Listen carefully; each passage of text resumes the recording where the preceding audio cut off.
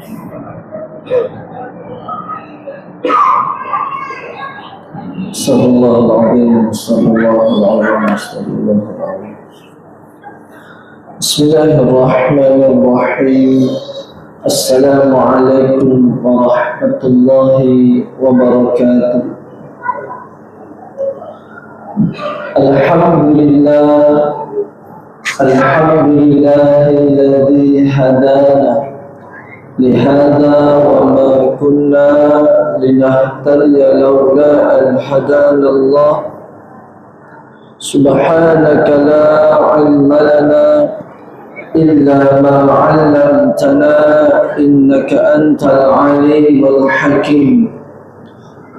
Allahumma salli ala sayyidina Muhammad wa ala ali sayyidina Muhammad, amma ba'd. Kita mulai dengan bacaan Ummul Kitab Al-Fatihah. A'udzu billahi minasyaitonir rajim. Bismillahirrahmanirrahim. Alhamdulillahi rabbil alamin. Ar-Rahmanir-Rahim. Maliki yawmiddin. Iyyaka na'budu wa iyyaka nasta'in.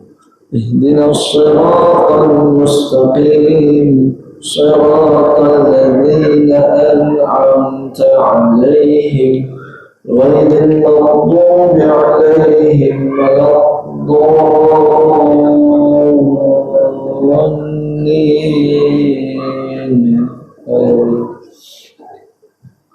Yang dihormati dan mengurusi Tuan Imam, Tuan Bilal, seluruh ahli jawatan kuasa Surau Raudatul Jannah, Taman Sirah Udana, ulama dan asatidah, Tuan Haji, Tuan Hajar, ayah-ayah, ibu-ibu muslimin muslimat yang dirahmati oleh Allah Subhanahu wa ta'ala sekalian.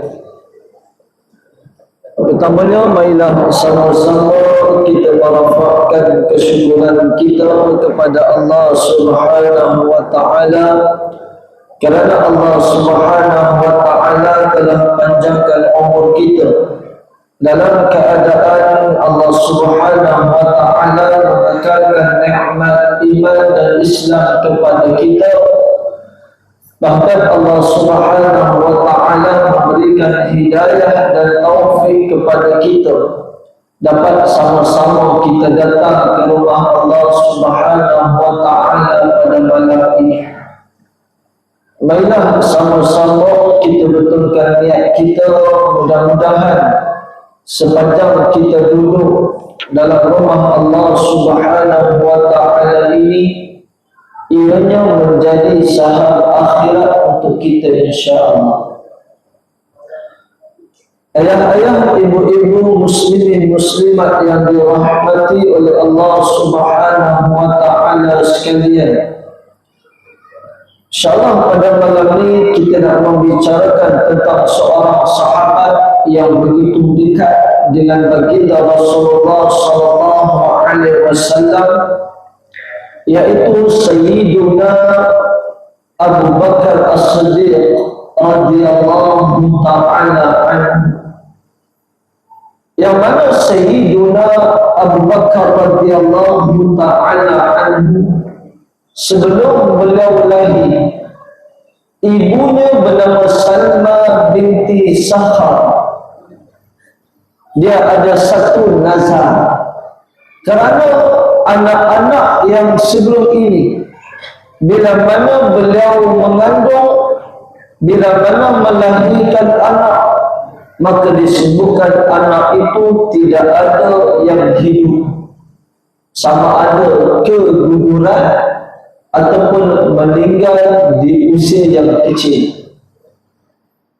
Dan orang yang meninggal anak sama ada melalui, sama ada keguguran ataupun meninggal anak dalam keadaan belum balik, ini dinyatakan dalam kitab Al-Adabul Mufrad Imam Al-Bukhari meletakkan ada satu bab, ada banyak bab keutamaan ataupun nak beritahu ganjaran yang sangat besar bagi mereka yang diuji, sama ada anak yang keguguran, amalan temaklah ibu kan, keguguran anak ataupun anak yang mati dalam keadaan masih kecil. Dan satu hadis yang dimasukkan oleh Imam Al-Bukhari radhiyallahu ta'ala anhu, yang bila kita baca secara zahir seolah-olah tidak ada kaitan dengan tajuk. Ada satu tajuk keutamaan ataupun bab yang menceritakan tentang orang yang keguguran anak. Maka hadis tu Nabi tanya dekat sahabat. Nabi tanya, antara harta kamu dengan harta waris kamu, mana yang lebih kamu suka? Maka kata sahabat, sudah pasti harta sendiri. Nabi kata apa? Hakikatnya kamu lebih suka harta waris kamu berbanding harta kamu. Dan kata Nabi, harta kamu adalah harta yang telah kamu belanjakan, manakala harta waris kamu adalah harta yang kamu simpan. Sudah. Apa maksud Nabi, tuan-tuan? Sebenarnya manusia suka harta itu dikumpulkan tapi bukan menjadi milik dia, akhirnya menjadi milik waris. Dan manusia ada ketika bersikap bakhil, kedekut dalam membelanjakan harta pada jalan Allah, seolah-olah mereka merasakan itulah harta mereka. Sebenarnya tidak. Yang kita belanjakan harta itu bagi nafkah anak isteri, belanja kawan makan, demo dalam tabung surau, apa sahaja kita belanjakan, itulah harta kita. Manakala kita simpan itu sebenarnya adalah harta waris bila mana kita meninggal dunia. Hadis itu Imam Bukhari letak dalam tajuk keguguran anak.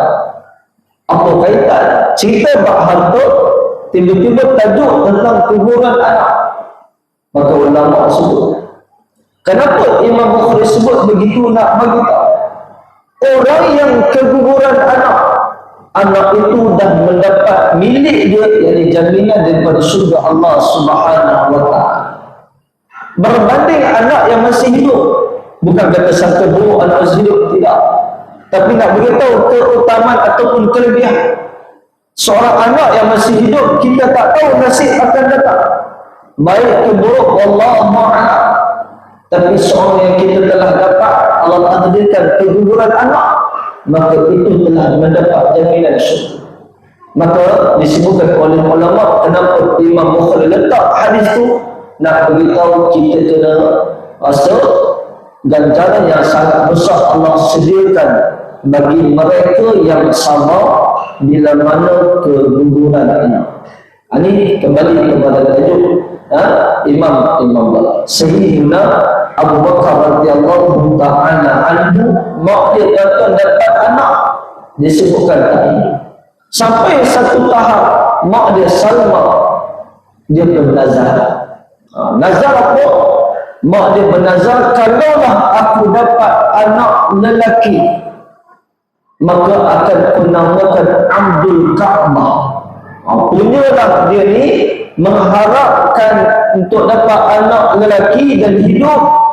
Waktu tu Ka'bah kita sedia maklum menjadi tempat yang cukup dia hormati. Maka dia ambil, disebutkan dalam kitab ni, mengambil keberkatan Ka'bah. Maka dia kata, kalau dapat anak lelaki akan aku bagi nama Abdul Ka'bah. Maka tuan-tuan, akhirnya Allah Subhanahu wa ta'ala kurniakan. Allah bagi bukan sebab nazar tu, kan? Ini semua kuasa Allah Subhanahu wa ta'ala. Akhirnya dapat anak lelaki. Bila mana dapat anak lelaki, maka diberi nama Abdul Ka'bah. Dan tuan dengar macam sedap lah, kan? Ka'bah bagus, tapi tak betul, tuan-tuan. Sebab apa? kita tak boleh menjadi hamba kepada makhluk. Siapa pun makhluk tu, tuan-tuan nak letak nama Abdul Masjid pun tak boleh. Contohlah, nak sebut. Sebab apa? Makhluk dia tak boleh jadi hamba kepada makhluk. Walaupun dia disebahkan kepada Kaabah, Abdul Kaabah, hamba kepada Kaabah, mana boleh? Kedua-duanya adalah makhluk. Yang kita boleh jadi hamba hanya kepada Allah Subhanahu wa ta'ala. Dan bila mana mak dia menazar, maka mak dia tunaikan nazar bagi nama.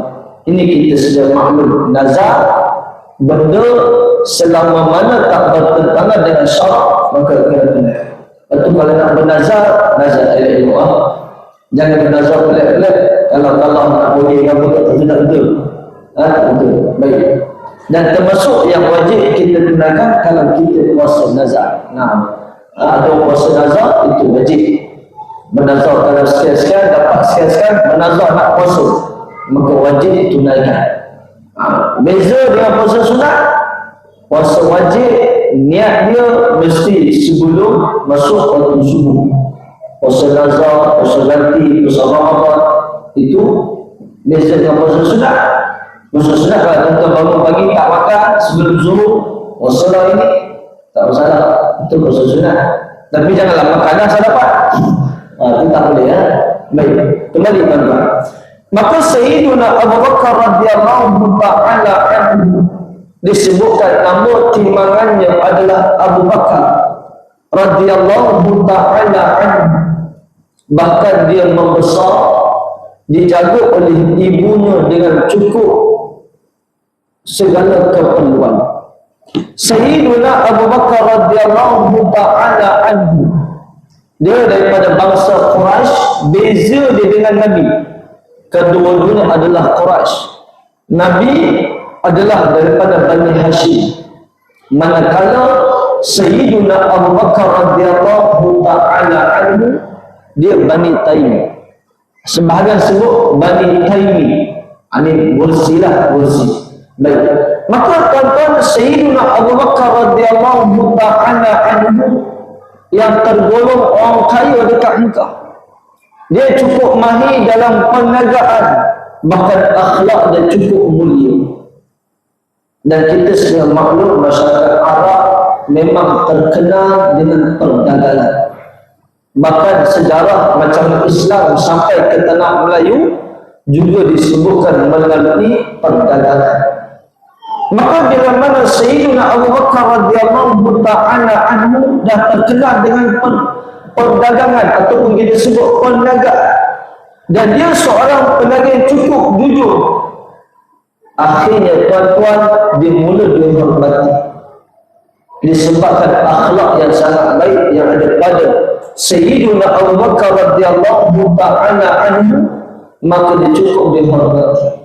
Dan dia tuan-tuan berkawan rapat dengan baginda Rasulullah sallallahu alaihi wasallam. Sebab itu dinyatakan dalam kitab ini bagaimana Sayyidina Abu Bakar radhiyallahu ta'ala anhu dia dah lama dengan Nabi bila mana Nabi membawa dakwah Islam. Sebab itu tuan-tuan, bagaimana pentingnya kita memilih kawan. Bagaimana keutamaan untuk kita pilih satu kawan kita. Sebab kawan ni dia akan mempengaruhi kehidupan kita.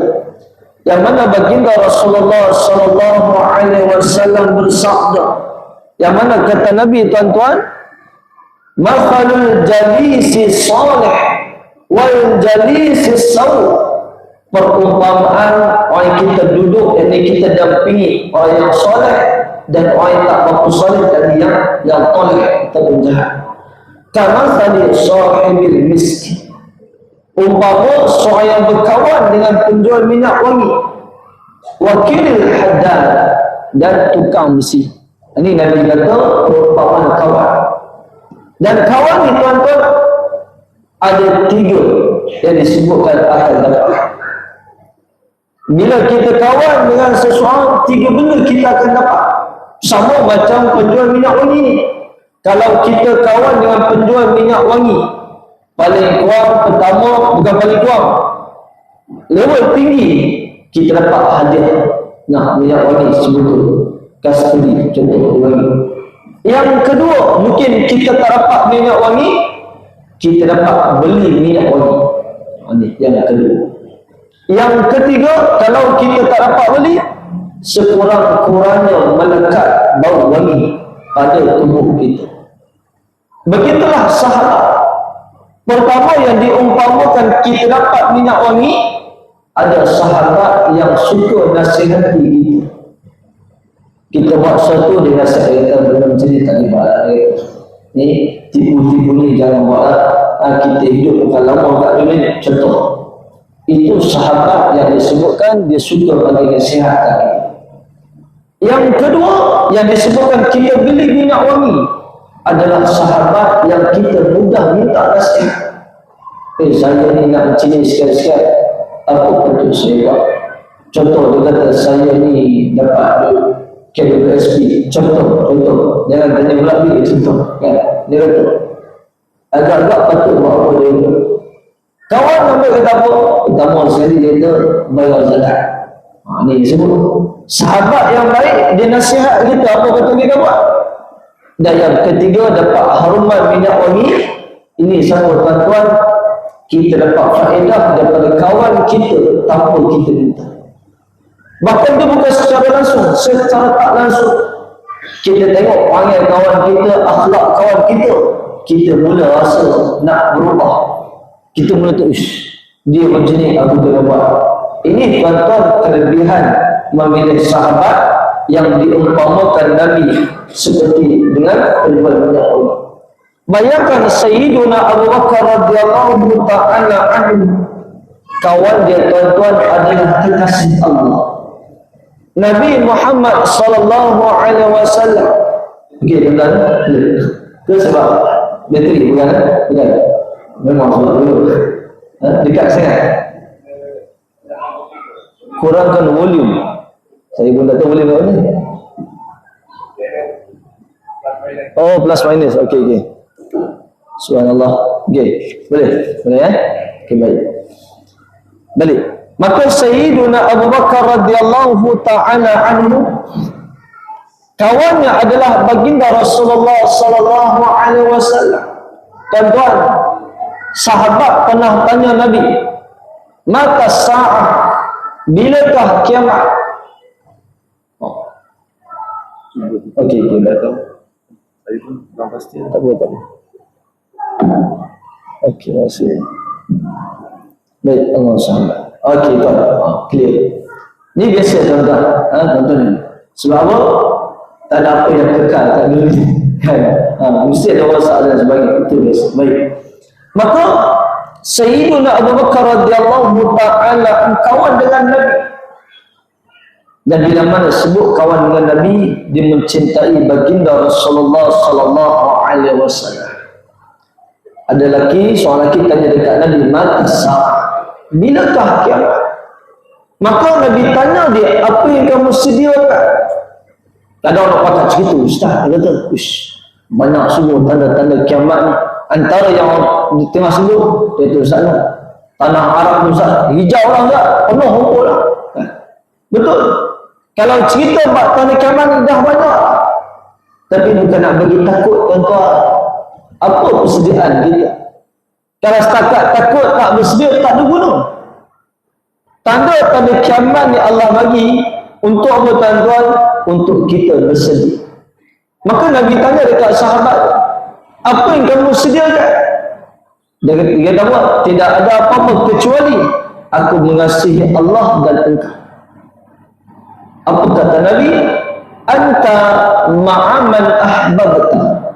Kamu akan bersama dengan orang yang kamu cintai.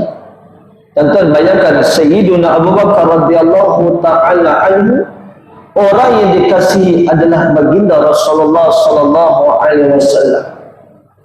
Bila mana dia masuk Islam, Nabi disebutkan tuan-tuan, Sayyiduna Abu Bakar radhiyallahu ta'ala anhu tengah dia duduk dekat rumah dia, Nabi datang.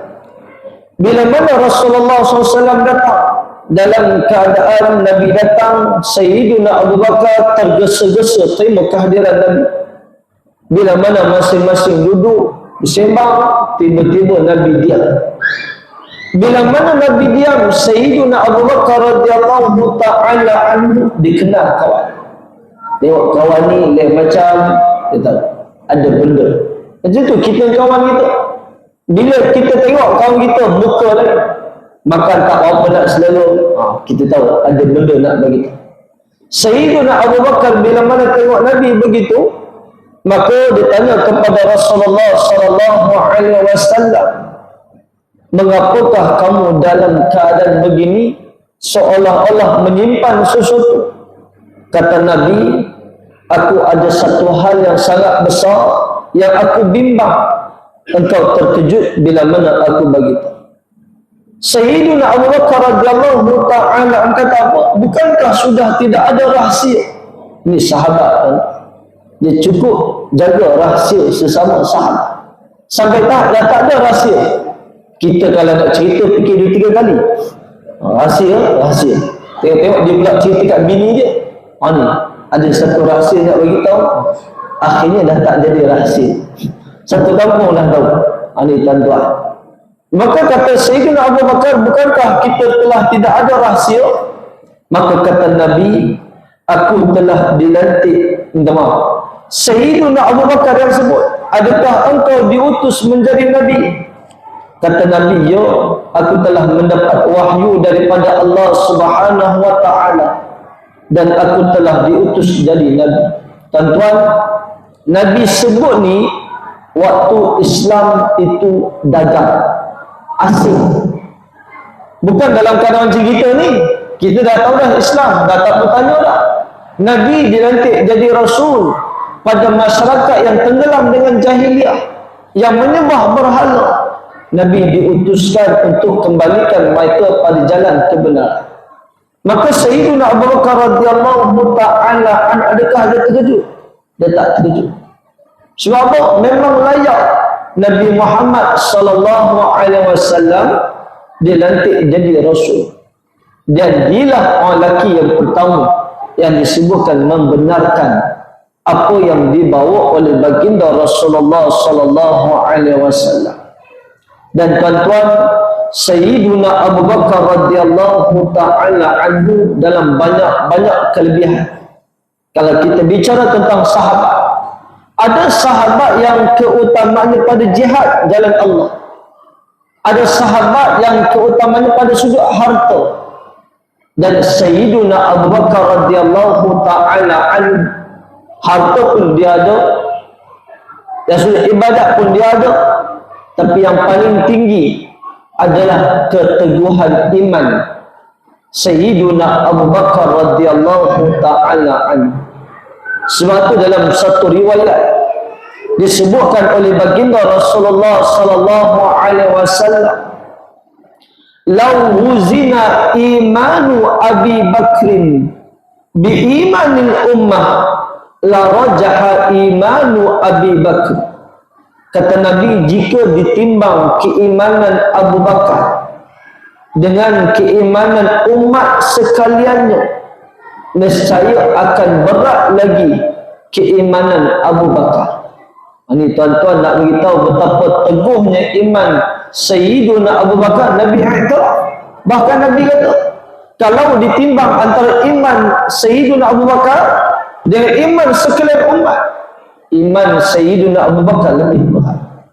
Ini yang disebutkan sahabat yang cukup tinggi keteguhan imannya.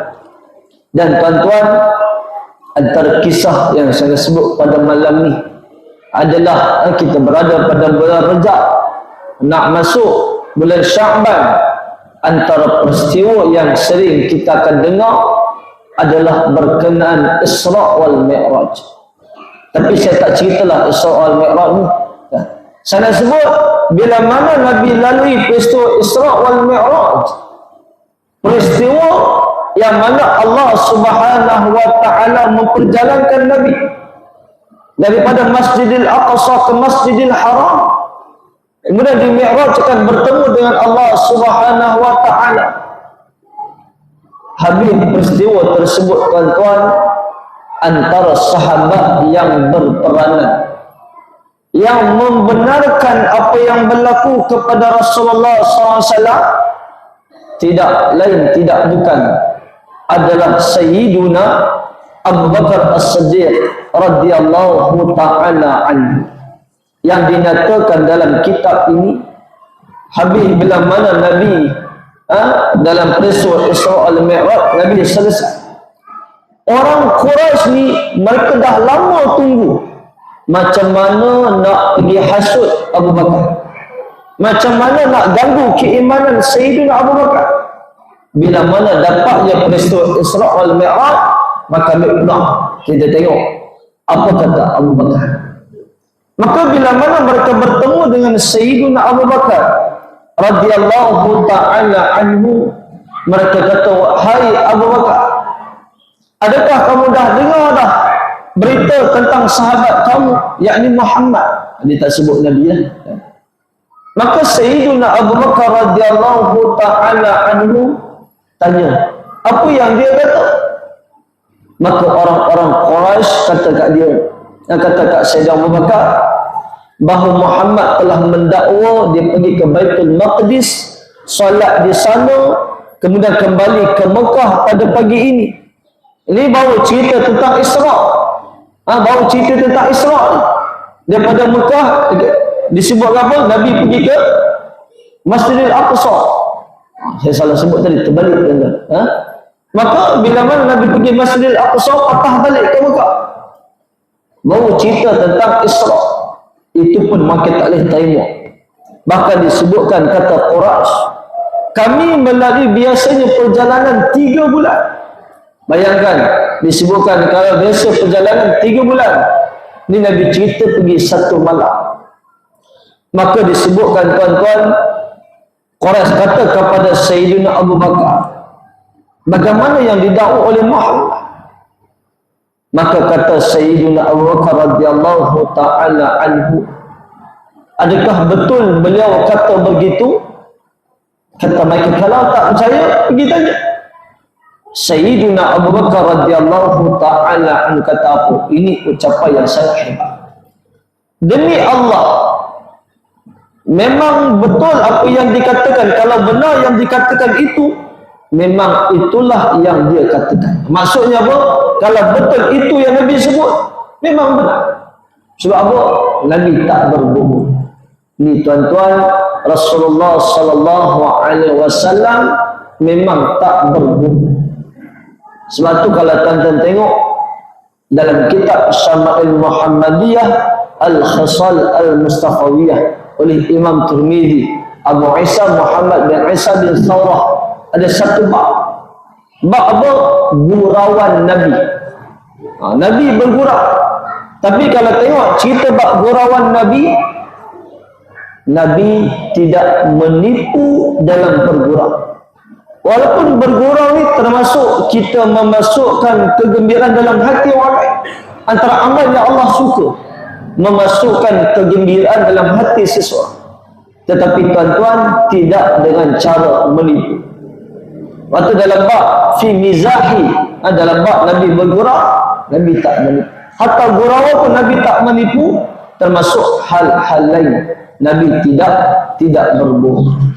Maka bila mana Sayyiduna Abu Bakar radhiyallahu ta'ala anhu kata begitu, dan dia tambah, kenapa nak pelik? Dia kata kerana Muhammad itu sering didatangi berita dari langit. Bahkan kalaulah dia kata, ni kata Sayyidina Abu Bakar, kalau dia kata dia naik ke atas langit sekalipun, lalu kembali lagi sekelip mata, sama ada malam ataupun siang, aku tetap akan mempercayainya. Ini tuan-tuan Sayyiduna Abu Bakar radhiyallahu ta'ala anhu di saat diceritakan tentang apa yang berlaku kepada Rasulullah sallallahu alaihi wasallam. Cuma dalam kitab ini disebutkan Sayyiduna Abu Bakar radhiyallahu ta'ala anhu, dia tanya kepada Rasulullah sallallahu alaihi wasallam. Dia minta Nabi cerita tentang Baitul Maqdis. Sebahagian cerita sebut yang tanya orang Quraisy, ini ada khilaf. Dan Nabi memang boleh cerita secara spesifik berkenaan Baitul Maqdis. Maka bagi mereka yang pernah pergi di kalangan sahabat-sahabat, apa yang Nabi cerita memang benar, menunjukkan memang Nabi sampai ke Baitul Maqdis dalam peristiwa Mi'raj, Isra wal Mi'raj, minta maaf. Dan tuan-tuan disebutkan Nabi Muhammad sallallahu alaihi wasallam bagi gelaran dekat dia As-Siddiq. As-Siddiq ni tuan-tuan adalah salah satu sifat wajib bagi Nabi. Dan Nabi gelarkan kepada siapa? Kepada Sayyiduna Abu Bakar radhiyallahu ta'ala anhu. Bahkan firman Allah subhanahu wa ta'ala dalam surah Az-Zumar ayat yang ke-33, "Walladzi jaa'a bis-sidq wa saddaqa bihi ulaika humul muttaqun."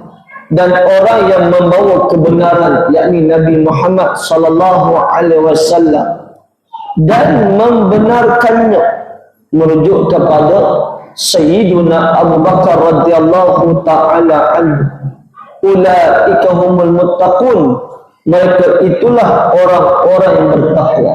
Ini tuan-tuan disebutkan bagaimana dalam Al-Quran dirakamkan keadaan ataupun perbuatan Sayyiduna Abu Bakar membenarkan dakwah yang disampaikan oleh baginda Rasulullah sallallahu alaihi wasallam.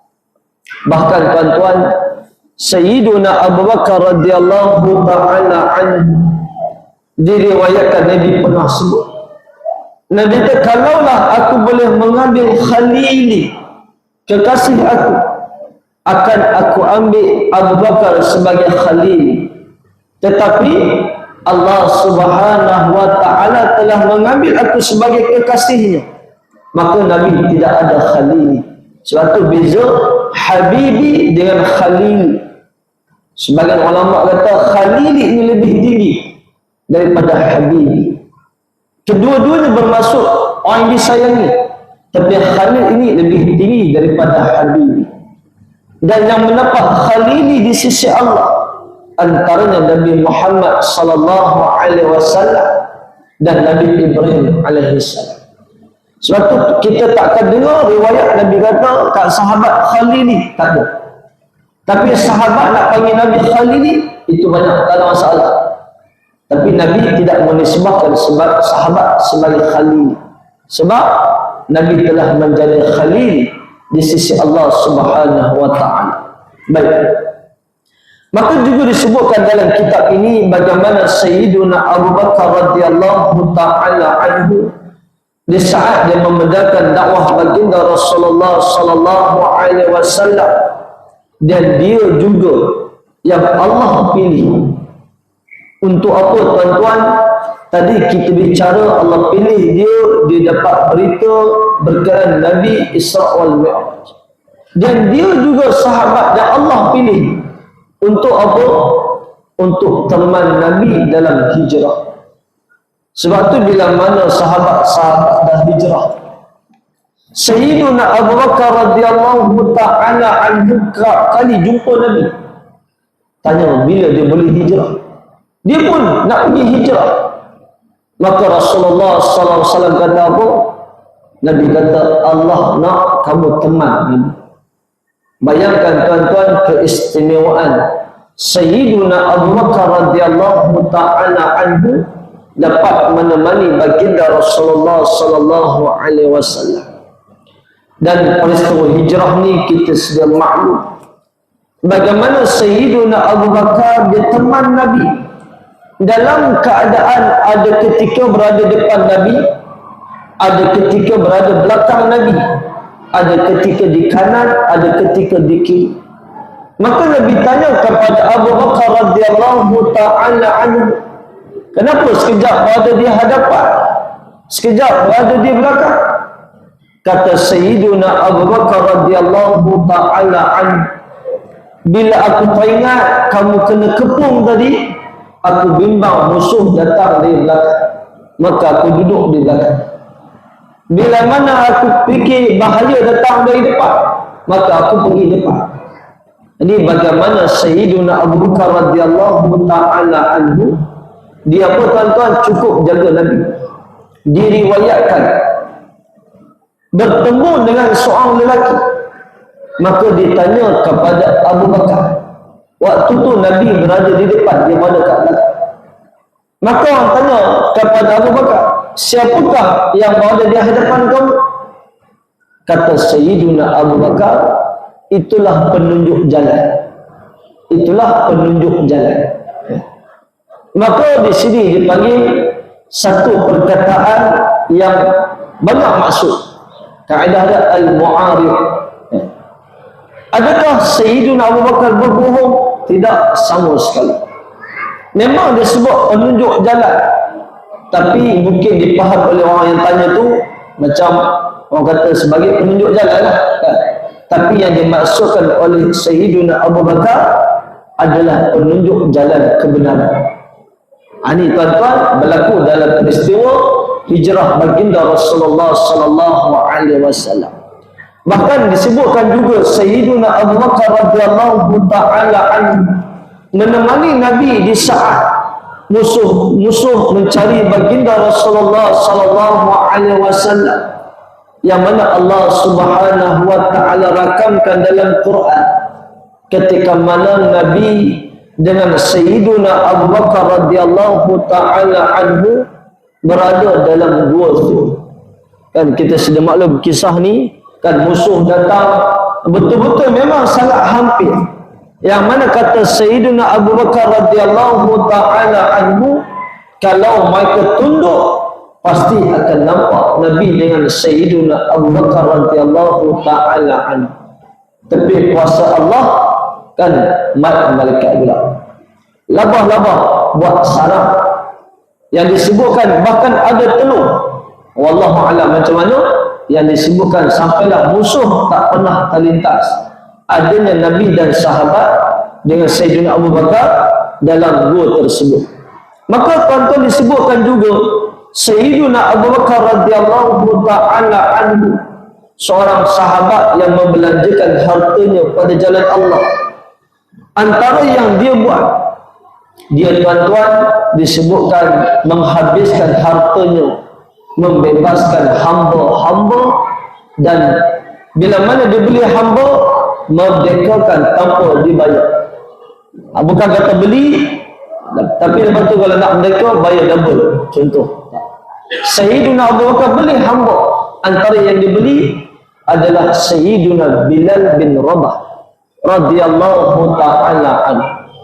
Antara yang dibebaskan, dibeli, disebutkan bernama Amir bin Fuhairah, antara insan yang membantu dalam Nabi hijrah. Ini tuan-tuan pengorbanan siapa? Sayyiduna Abu Bakar radhiyallahu ta'ala anhu. Bahkan dialah yang menyediakan unta untuk Rasulullah sallallahu alaihi wasallam dalam hijrah ke bumi Madinah. Dan begitu juga dalam banyak peperangan, Sayyiduna Abu Bakar radhiyallahu ta'ala anhu menginfakkan hartanya antara dalam perang Tabuk. Bila mana diinfakkan hartanya, maka ditanya, Nabi tanya dia, wahai Abu Bakar, apa yang telah kamu tinggalkan? Kata Sayyiduna Abu Bakar radhiyallahu ta'ala anhu, yang aku tinggalkan adalah Allah dan Rasul. Maksud dia apa? Dia yakin dengan ganjaran akan mendapat balasan daripada Allah Subhanahu wa ta'ala. Ini disebutkan bagaimana keteguhan iman. Yakin dengan balasan daripada Allah Subhanahu wa ta'ala. Kita ni tuan-tuan bukan kata bagi semua, kadang bagi satu pesan pun kita dah bimbang. Kalau tak cukup bulan ni cuti sekolah ni gitu. Kalau bagi banyak tak boleh berjalan pula cuti ni. Bayangkan tuan-tuan, kita di saat bukan kata 100%, mungkin 10%, itu pun banyak tuan. Itu pun kita bimbang. Bagaimana sahabat yang teguh imannya, mereka cukup yakin balasan ganjaran daripada Allah Subhanahu wa ta'ala. Bahkan disebutkan tuan-tuan, Sayyiduna Abu Bakar radhiyallahu ta'ala anhu sahabat yang mempunyai kemahiran dalam menafsir mimpi. Jadi satu kelebihan tafsir mimpi. Tapi tuan-tuan jangan, kalau bab mimpi ni jangan tanya sembarangan lah. Tambah-tambah tanya kat Facebook. Kan daripada senang hati jadi susah hati. Sayyidina Abu Bakar, tuan-tuan, ramai sahabat yang bila mana mimpi, Allah bagi makan mimpi, mereka jumpa Sayyidina Abu Bakar, maka ditafsirkan, akhirnya makin masuk Islam. Antara sahabat yang masuk Islam, Sa'ad bin Abi Waqqas. Dia mimpi, tuan-tuan. Antara mimpi dia nampak sahabat-sahabat. Sayyidina Zaid bin Thabit, Sayyidina Ali, dia seorang sahabat lagi.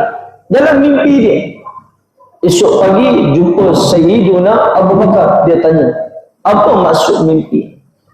Dipendekkan cerita, maka kata Sayyidina Abu Bakar, orang yang kamu nampak ni, mereka ni telah Islam. Dan akhirnya Sayyidina Sa'ad bin Abi Waqqas jumpa Nabi dan dia masuk Islam. Inilah tuan-tuan sebahagian kisah Sayyidina Abu Bakar radhiyallahu ta'ala anhu. Mudah-mudahan bagi pengajaran kepada kita dalam kitab ni banyak lagi, tuan-tuan. Itu sebahagianlah, mudah-mudahan dapatlah kita ambil contoh dan kita amalkan dalam kehidupan kita, insya-Allah. Wallahu a'lam. Ma asabaka min hasanah fa min Allah wa ma asabaka min sayyi'at fa min nafsi wa astaghfirullahal azim li wa lakum. Assalamualaikum warahmatullahi taala wabarakatuh. Bismillahirrahmanirrahim. Alhamdulillahi rabbil alamin. Wassalatu wassalamu ala asyrafil anbiya'i wal mursalin wa ala alihi wa sahbihi ajma'in. Rabbana atina fid dunya hasanah wa fil akhirati hasanah wa qina adzaban nar. Sallallahu ala sayyidina Muhammad wa ala alihi wa sahbihi wa baraka wa sallam. Walhamdulillahi rabbil alamin. Taqabbalallahu minna wa minkum.